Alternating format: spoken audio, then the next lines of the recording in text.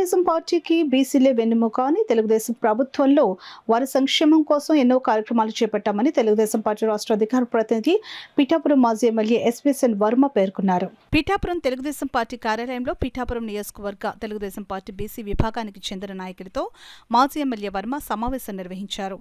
ఈ సమావేశంలో పలు అంశాలపై చర్చించారు. అనంతరం మాజీ ఎమ్మెల్యే వర్మ మీడియాతో మాట్లాడారు.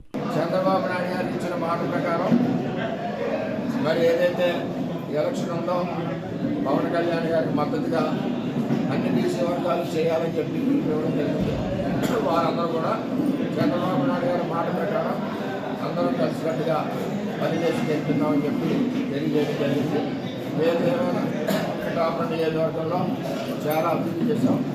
మరి ఈ అభివృద్ధి 2,800 కోట్ల రూపాయలు నిధులు తెచ్చి అభివృద్ధి చేస్తాం. ప్రజలందరికీ తెలుసు.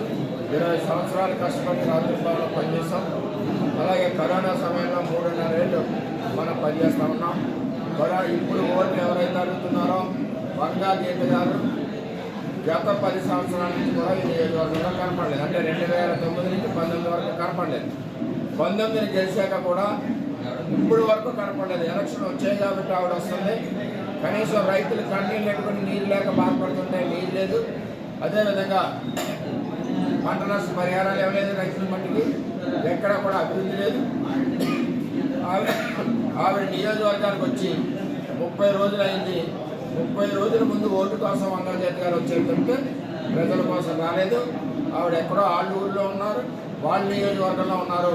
మన దగ్గర అధికారం కోసం ఓటు దోచుకోవడానికి ఆవిడ ఇవాళ వచ్చి ఆడపడుచు అని చెప్పుకుంటా ఉన్నారు. తెలియజేస్తారు.